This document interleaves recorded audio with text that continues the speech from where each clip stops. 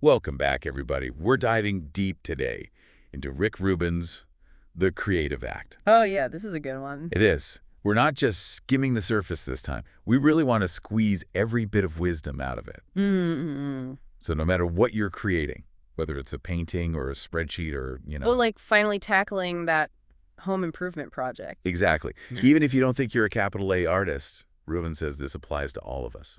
Right off the bat, he smashes that myth that creativity is only for the chosen few. Like, he argues it's fundamental to being human. That's so powerful, right? It made me think, like, okay, less pressure. And he has this great analogy right at the start, comparing us to a peach tree. Oh, yeah, effortless fruit, just doing its thing. Right. No overthinking. Like he's saying, hey, you've got that creative power inside you too. Mm.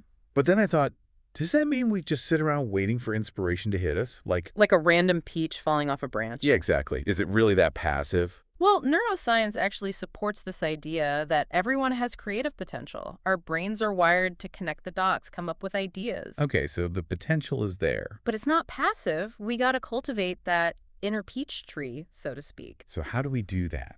Mm-hmm. Rubin talks a lot about tuning into our surroundings, ditching distractions. Right. He even suggests finding inspiration in everyday stuff. Like a stranger's outfit you see on the street. Yes. Or like, I don't know, the way the light hits a building or something. It's about sharpening our awareness, like an artist training their eye to see light and shadow. Oh, that makes sense. It's connected to mindfulness, too, even if you can only find a few minutes to really focus, like on your breath or what's around you. Okay, that I get.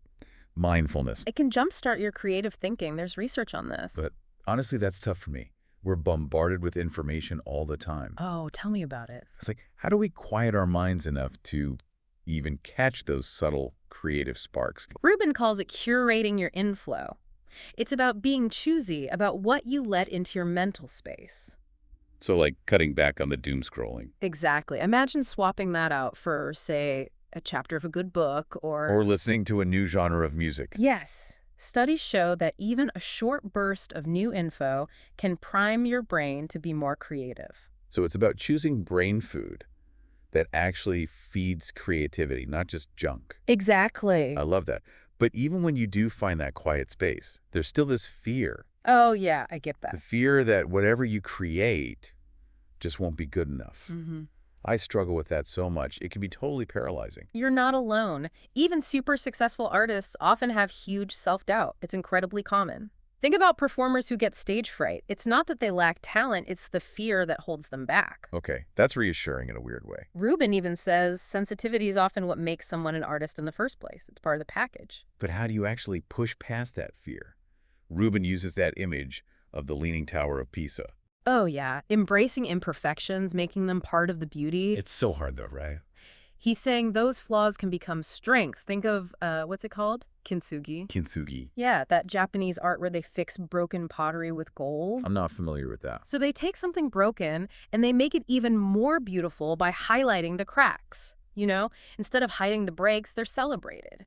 It's like the piece is more unique because of it. Wow, that's a really cool metaphor. It's like our vulnerabilities can become sources of strength and originality in our work. So we're not aiming for some impossible, perfect ideal. Right. It's more about embracing the process, even the messy parts. And that's where Rubin's idea of play comes in. Yeah. Lowering the stakes, experimenting without judgment. Okay, so like just messing around. Like his example of the mangled umbrella inspiring a series of sketches. It's about nurturing those little creative seeds, even if they seem silly at first. Giving ourselves permission to be playful.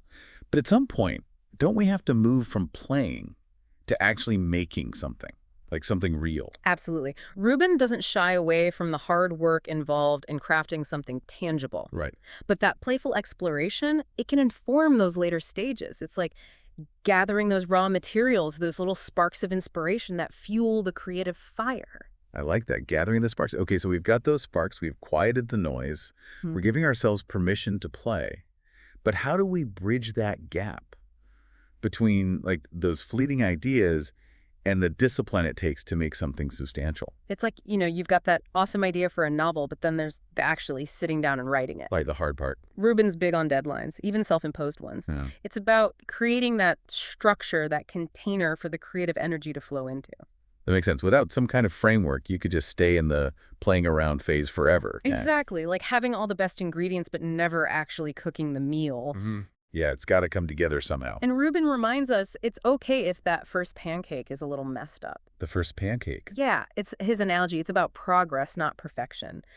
Every step helps you refine your craft, even the missteps. Oh, I like that. Takes the pressure off. Whether you're writing a song, coding an app, whatever. Speaking of pressure, we were talking about fear earlier. Rubin tells this story about a famous performer who still gets stage fright. And this person's been in the spotlight for decades. Wow, that's wild. It just shows you, even those seasoned artists still feel that vulnerability. It highlights how fear is just part of the process, not a weakness.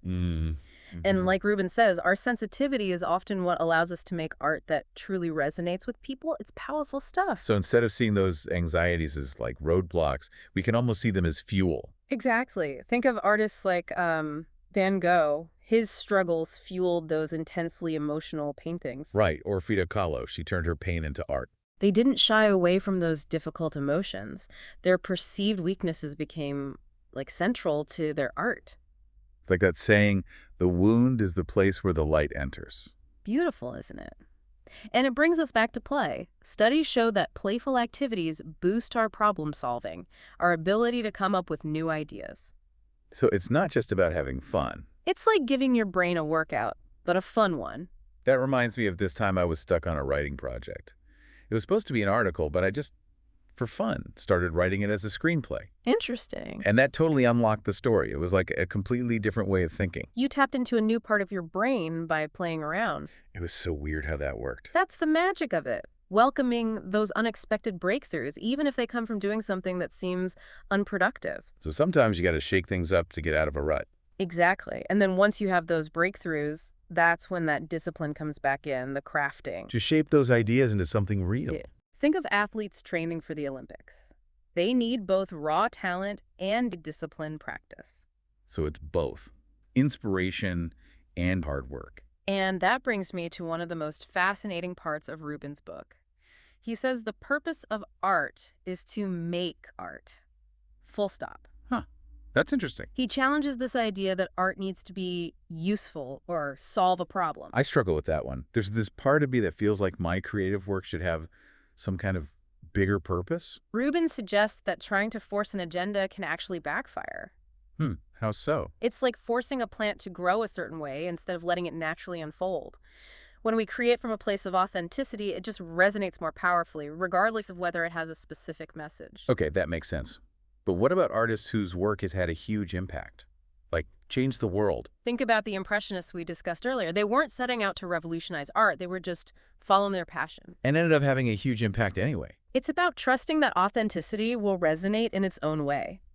Like planting a seed. You nurture it, give it the right conditions, but ultimately you have to surrender to nature. That's beautiful. Letting go of control. And sometimes the most powerful outcomes come from those detours, those moments when we allow ourselves to be surprised. Venturing into the unknown. Exactly. Embracing the unexpected turns on the creative journey. It's like exploring a new creative landscape, not knowing exactly where you'll end up. Trusting that the path will reveal itself. But once you've created something, there's this whole other hurdle. Sharing it with the world. Yes, putting yourself out there. Rubin talks about it being an act of generosity, but honestly, It can be terrifying. it is like exposing yourself to judgment, criticism, all that. He doesn't sugarcoat it. It takes courage, whether it's a song, a business idea, even just a blog post. Right, putting that vulnerable part of yourself out there. But think about it. Every piece of art you've ever loved, someone had to take that leap to share it. That's true. It's easy to forget that. It's part of the whole journey. But how do you deal with that fear? It's easy to say be brave, but But the reality is, criticism can really sting. it can. Rubin says even the most successful artists have to develop resilience. Part of it is finding your community. Like your people. Yeah, the ones who get what you're doing. He talks about workshops, online groups, places where people share similar goals. Finding that support system. Exactly. A place where you feel safe to share your work, get feedback, People who get the creative struggle. and celebrate the wins too. That's so important. And it's not just about finding cheerleaders. Having honest conversations with other creatives can really help you push your work further. So you're growing together. Right. We were talking earlier about how Rubin says art doesn't need a specific agenda, Mm-hmm. but what about those of us who do want to make a difference with our work? How do we balance those two things? That's where it gets really interesting. Rubin doesn't say you can't have aspirations for your work, but he cautions against letting that desire for impact overshadow the creative process itself. Don't get ahead of yourself. Right. Think about the Impressionists. They weren't setting out to change the art world. They were just following their own vision. And it led to a revolution. Exactly. It's about trusting that authenticity will resonate, like planting a seed. You can nurture it, but ultimately you surrender to nature. Beautiful. Surrendering to the process. And sometimes the most powerful art comes when we let go of that need to control the outcome. When we create from that genuine place inside ourselves, it just hits differently. The powerful stuff. As we wrap up this deep dive into the creative act, what's that one thing you hope listeners take away? Remember that whisper we talked about? That nudge towards a creative act? It's time to listen to it. That call to create. And it doesn't have to be some huge project. It could be writing a poem, trying a new recipe, picking up that instrument you haven't played in a while. That's taking that first step. And for those further along on the journey, maybe it's time to share your work, find your people. Yes. So think about it. What's one action you can take today to move your creative journey forward? We'd love to hear your thoughts. Share them with us on social media. Keep the conversation going. Until next time, fellow deep divers, keep creating and keep exploring.